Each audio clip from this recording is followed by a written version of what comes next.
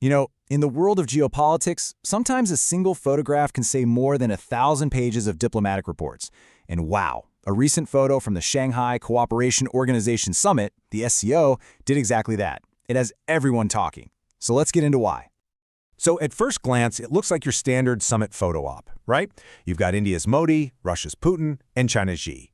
But if you look a little closer, the body language, the timing, the whole context, you realize this was a very, very carefully constructed message.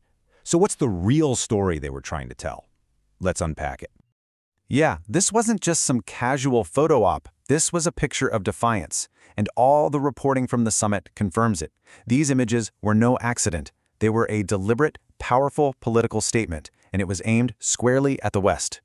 And make no mistake, this was a calculated display from the get-go. This was way more than just a handshake. It was a very intentional show of unity. Analysts are saying this is basically laying the groundwork for a much stronger Russia-India-China bloc, what they're calling the RIC bloc. And Prime Minister Modi was sending a crystal clear signal. India is ready to cooperate and deepen its ties with both of these nations. But okay, why the need for such a big public statement?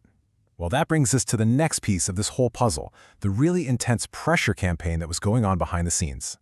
This slide really just perfectly captures the diplomatic tightrope India has been walking. I mean, on one side, you've got Western nations pretty much demanding that India condemn Russia, and crucially, cut off its oil purchases. But then on the other side, Russia and China weren't making any of those kinds of demands about India's ties to the West, like its participation in the G7. So the result? India actually found it had a lot more strategic breathing room with the East than it did with the West. And here's the irony. Some Western policies might have actually sped this whole thing up. Sources are pointing to things like the U.S. tariffs under the Trump administration. Now, they were designed to put pressure on India, but instead, they seem to have had this complete reverse effect, basically pushing New Delhi even closer to Moscow and Beijing. It's a classic case of unintended consequences on the world stage. So, with all this pressure building up, how did India respond?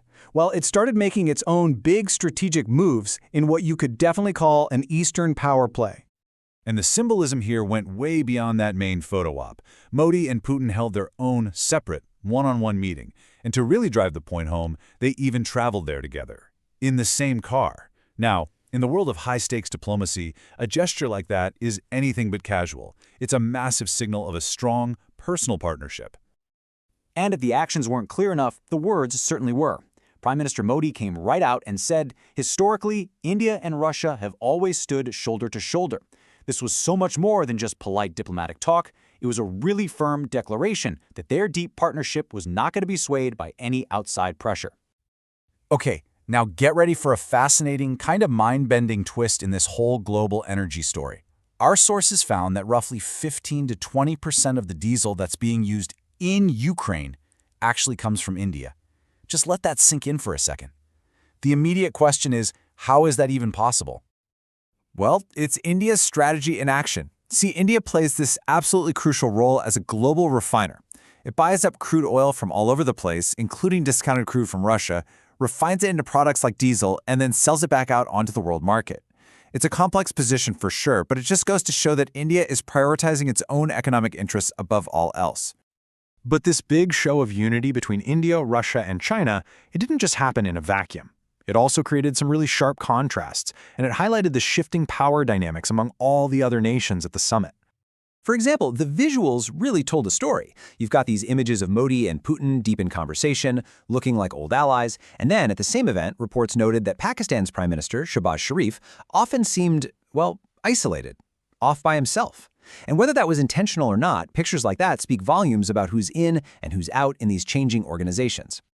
And on top of everything else, India flexed its diplomatic muscle and scored a major win. So here's how it went down. At an earlier SCO meeting, India had flat out refused to sign a joint statement because it didn't condemn a specific terror attack. India drew a line in the sand. And the result? By the time this main summit came around, that specific condemnation was in the final declaration. That's a clear diplomatic victory for India.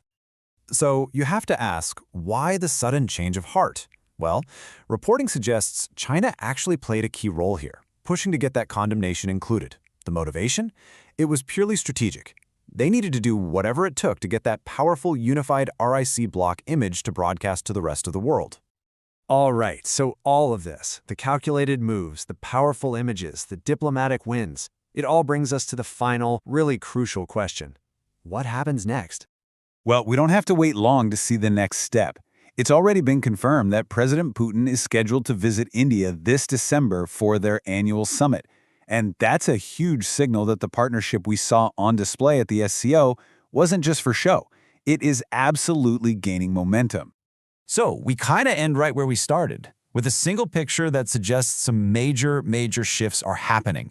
As these powerful nations strengthen their own alliances, it leaves all of us with a really critical question. Are we literally watching the world map being redrawn right before our very eyes? Thanks for tuning in.